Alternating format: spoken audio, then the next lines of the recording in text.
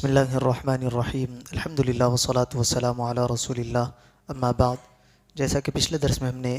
سورہ نساء کی آیت نمبر 64 کی تلاوت، ترجمہ اور تفسیر سماعت کی تھی، جس میں اللہ تبارک و تعالیٰ نے ارشاد فرمایا،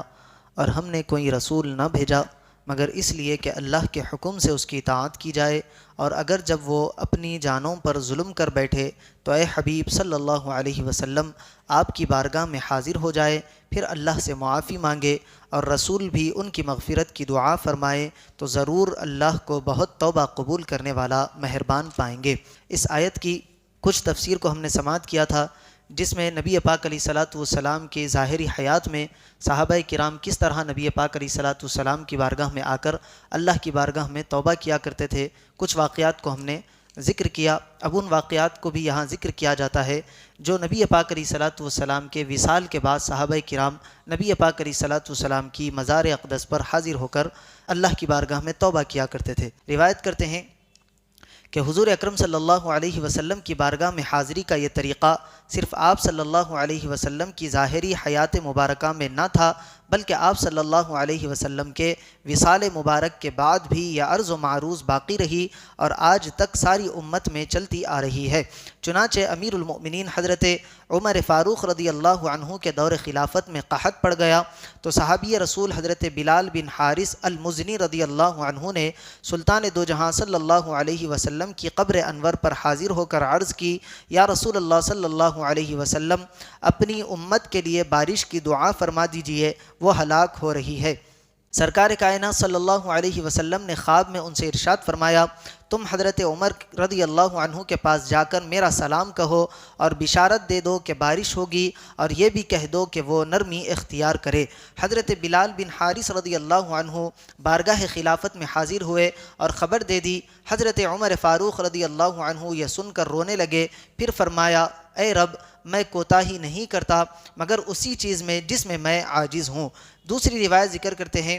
کہ ایک مرتبہ مدینہ منورہ میں شدید قحط پڑا۔ اہل مدینہ نے حضرت عائشہ رضی اللہ عنہا کی بارگاہ میں اس کی شکایت کی تو انہوں نے فرمایا، سرکار مدینہ صلی اللہ علیہ وسلم کی قبر انور دیکھو اور چھت میں ایک روشن دان بناؤ حتیٰ کہ روضہ منور اور آسمان کے درمیان کوئی چیز حائل نہ رہے۔ اہل مدینہ نے جیسے ہی روشن دان بنایا تو اتنی کثیر بارش ہوئی کہ سبز گھاس اگ آئی اور اونٹ موٹے ہو گئے، یہاں تک کہ گوشت سے بھر گئے۔ تیسری روایت ذکر کرتے ہیں، بادشاہ ابو جعفر منصور نے حضرت امام مالک رحمۃ اللہ علیہ سے مسجد نبوی شریف میں مناظرہ کیا۔ دوران مناظرہ ابو جعفر کی آواز کچھ بلند ہوئی تو امام مالک رحمۃ اللہ علیہ نے اسے ڈانٹتے ہوئے کہا کہ اے امیر المؤمنین، اس مسجد میں اپنی آواز اونچی نہ کرو، کیونکہ اللہ تعالیٰ نے ایک جماعت کو ادب سکھایا کہ تم اپنی آوازوں کو نبی اکرم صلی اللہ علیہ وسلم کی آواز سے بلند مت کرو، اور دوسری جماعت کی تعریف فرمائی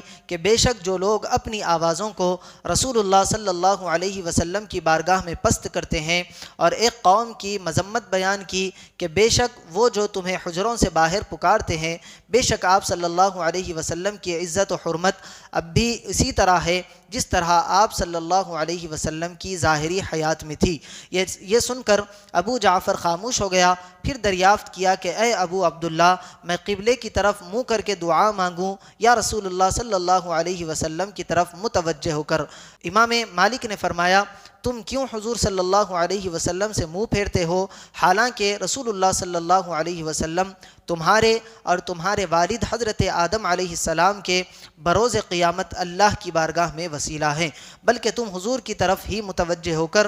آپ صلی اللہ علیہ وسلم سے شفاعت مانگو، پھر اللہ تعالیٰ آپ صلی اللہ علیہ وسلم کی شفاعت قبول فرمائے گا۔ ایک اور روایت ذکر کرتے ہیں کہ مروان نے اپنے زمانے تسلط میں ایک صاحب کو دیکھا کہ حضور پاک علیہ صلاۃ والسلام کی قبر انور پر اپنا منہ رکھے ہوئے ہیں۔ مروان نے ان کی گردن کو پکڑ کر کہا، جانتے ہو کیا کر رہے ہو؟ اس پر ان صاحب نے اس کی طرف متوجہ ہو کر فرمایا، ہاں، میں کسی اینٹ پتھر کے پاس نہیں آیا ہوں، میں تو رسول اللہ صلی اللہ علیہ وسلم کے حضور حاضر ہوا ہوں۔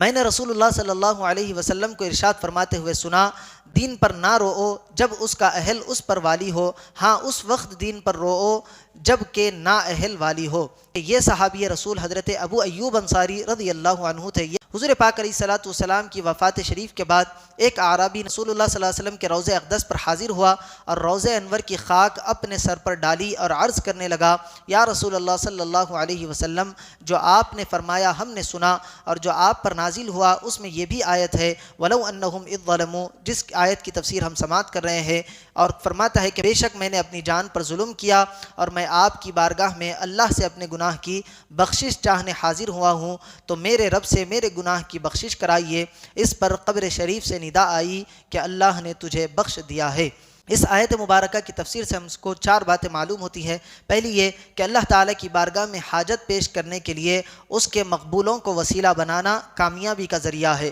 دوسری بات، قبر انور پر حاجت کے لیے حاضر ہونا جاؤ کا اس آیت کا مصداق ہے، اور خیر القرون یعنی صحابہ کرام کا یہ معمول رہا ہے۔ نبی پاک علیہ الصلوۃ والسلام کی وفات کے بعد یا پھر دیگر جو اولیاء اللہ ہوتے ہیں ان کی وفات کے بعد جو اللہ کے نیک اور برگزیدہ بندے ہیں ان کو یا کے ساتھ یعنی یا رسول اللہ کہنا یا غوث آدم کہنا یہ بھی جائز ہے، جس کا ذکر ہم نے سماعت کیا۔ اسی طرح چوتھی بات معلوم ہوتی ہے کہ جو اللہ تعالیٰ کے بارگاہ کے مقبول ہوتے ہیں ان سے مدد کے لیے دعات کرنا، ان کو پکارنا، یہ بھی اس آیت مبارکہ سے ثابت ہوتا ہے۔ اللہ تبارک و تعالیٰ سے دعا ہے کہنے اور سننے سے زیادہ اعمال صالحہ کی توفیق عطا فرمائے۔